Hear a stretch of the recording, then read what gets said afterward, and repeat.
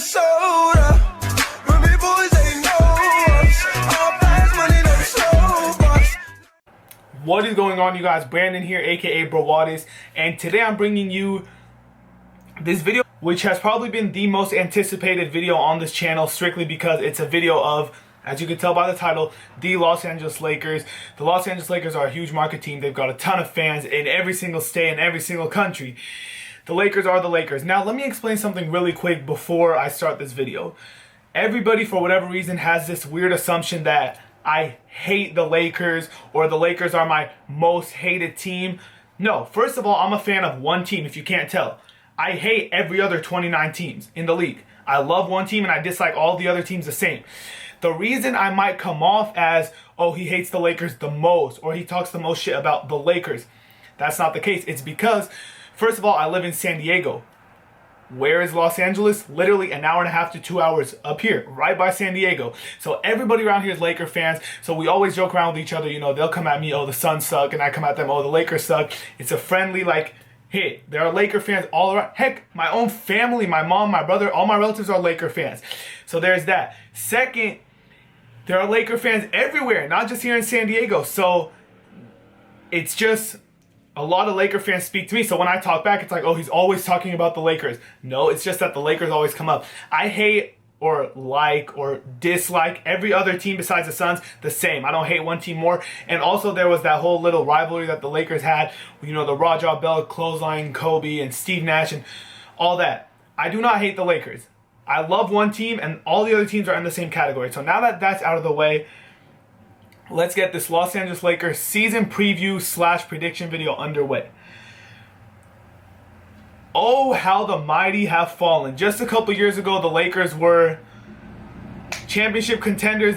They just won back-to-back championships not too long ago. You know, they had acquired Steve Nash and Dwight Howard to pair with Kobe for one last final run. Obviously, that didn't work out, and that kind of set the franchise back a couple of years.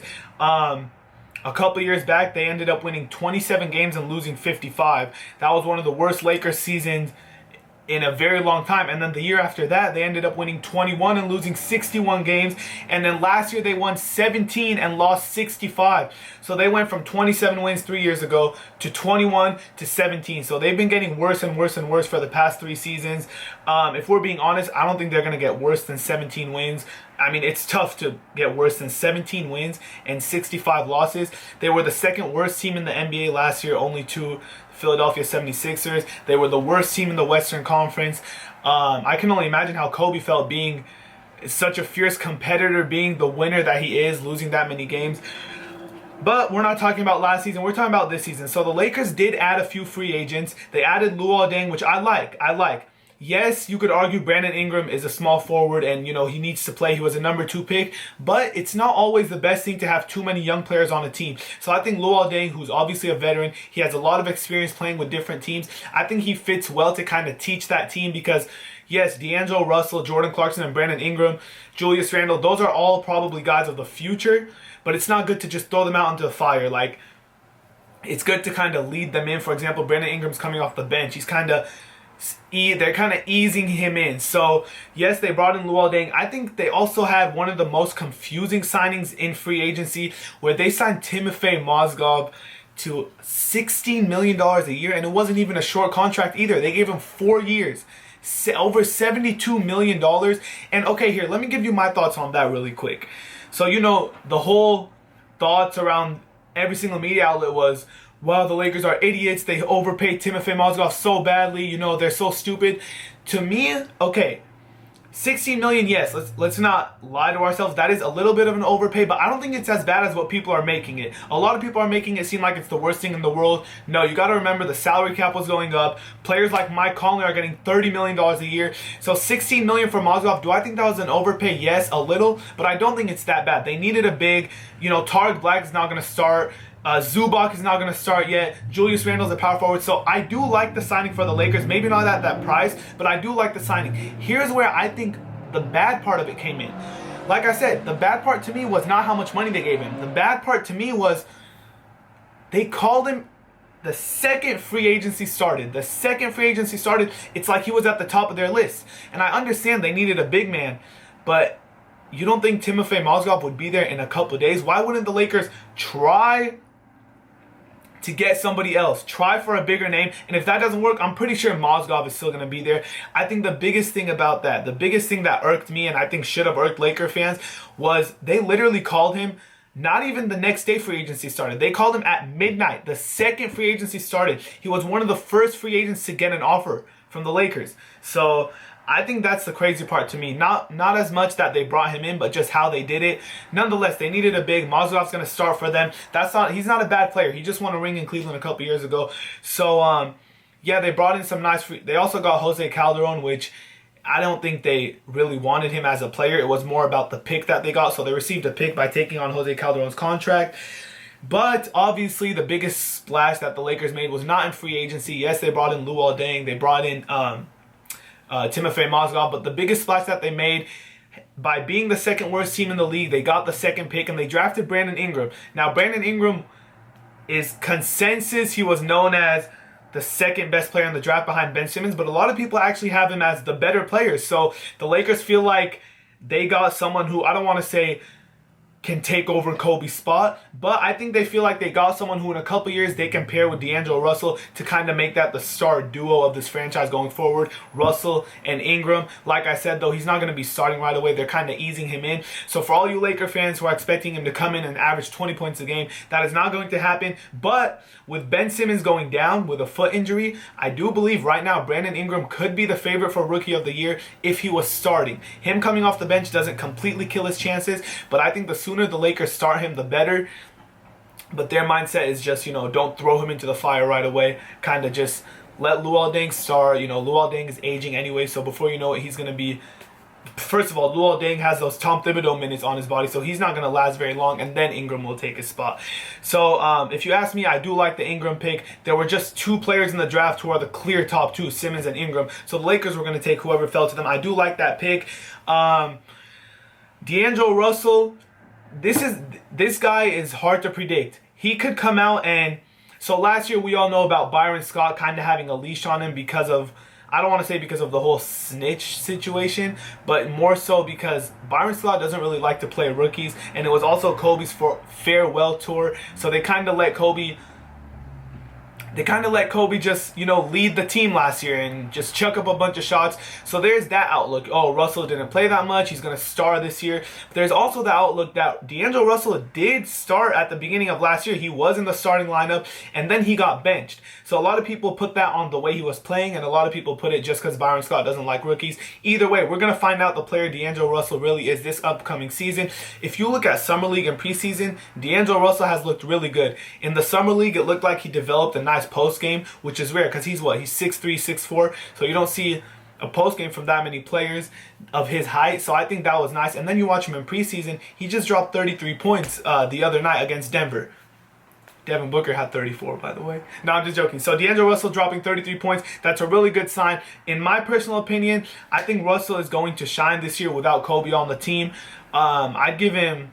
He averaged, 13 points a game last year. I think we could see that increase to about 16, 17 points a game. But I think the bigger thing without Kobe kind of clogging the offense, D'Angelo Russell is going to be a much better passer because in Ohio State, yeah, he was a scoring guard, but you could see his passes were really nice. Passes were on point. So I think we're going to see more passing, more assists from D'Angelo. And the Lakers should be a better team than they were last year. So if we're going to look at their starting lineup, D'Angelo Russell is the starting point guard. The starting two guard, I'm assuming they're going to start Jordan Clarkson, but I've heard they kind of want him to be more of a six-man, and they might start Nick Young or Lou Williams, which I don't agree with because, first of all, Nick Young, I just don't think he's a good basketball player. I think he's like Brandon Knight.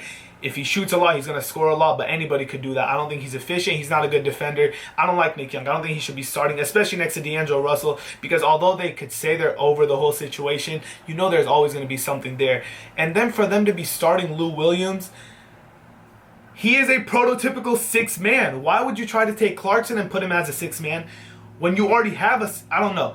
So I think Jordan Clarkson should start, but we'll see what's going to happen with that. Small forward, like I said, all the Laker fans want Ingram to start, but he's still very young. He's still a rookie. Luol Deng is going to start. At power forward, though, Julius Randle, who looked nice last year, is going to start. They're going to see what he could do. He showed a lot of promise last year after breaking I think it was his leg or his foot his rookie year. So last year was pretty much his rookie year. He showed a lot of promise. And then you have Mozgov, who is now known as the fucking most overpaid player in the league, which, like I said, I don't agree with that. I think, although I myself would not want the Suns to pay him $60 million a year, I don't think he was as overly paid as what people make it out to be.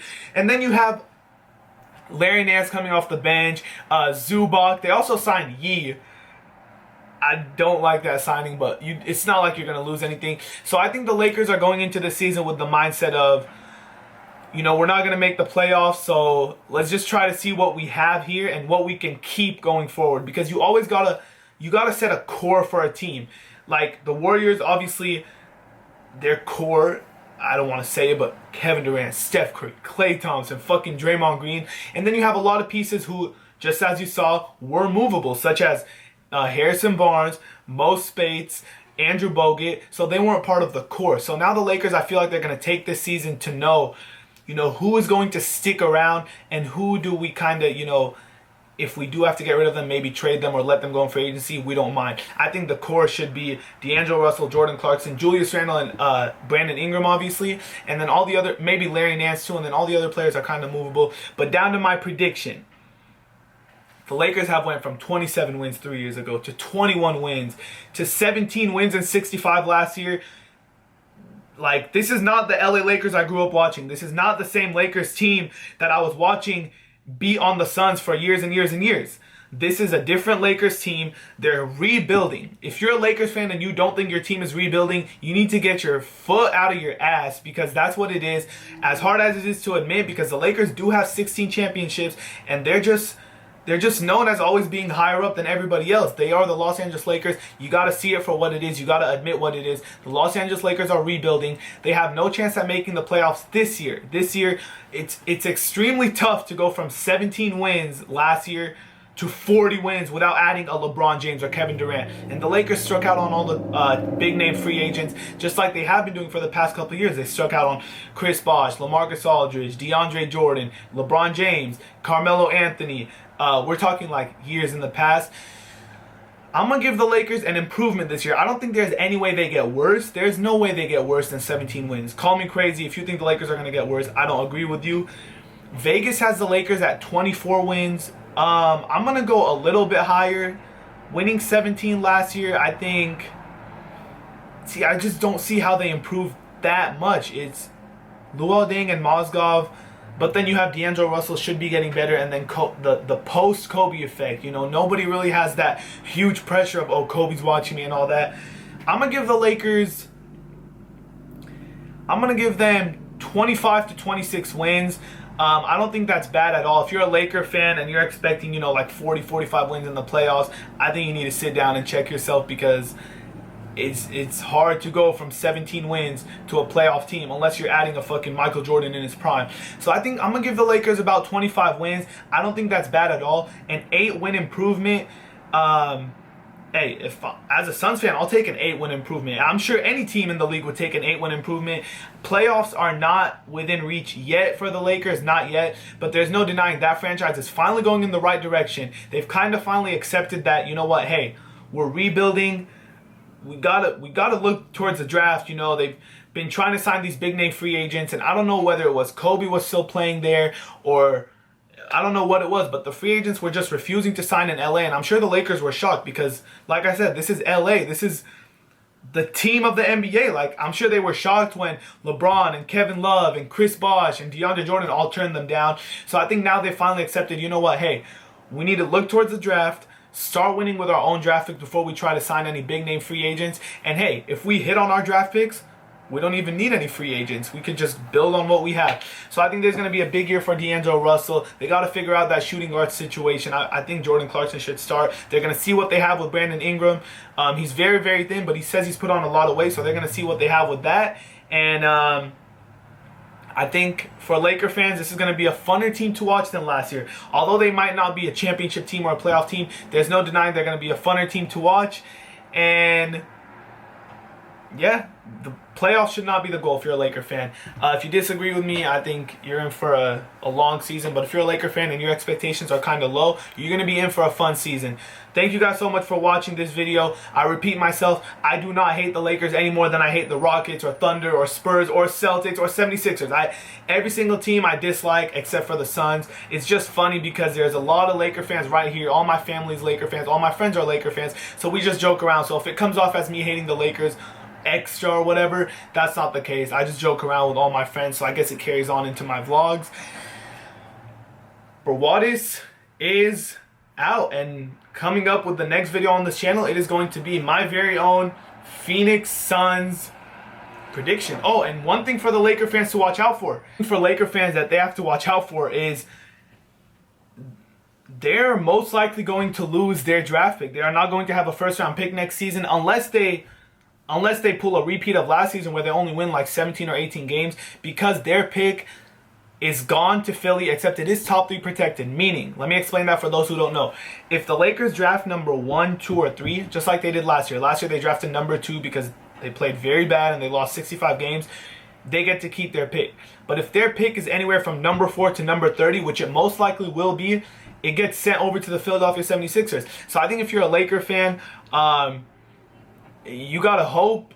I don't know if you would hope to lose games to try to keep that pick or what, but just remember, Laker fans, if your team does not lose a ton of games and end up in the top 3 after the draft lottery, then they lose their pick and it goes to Philly. 76ers then own it, and next year is supposedly a stacked draft. Next year is supposedly supposed to be way better than it was this past year, so just keep that in mind, Laker fans.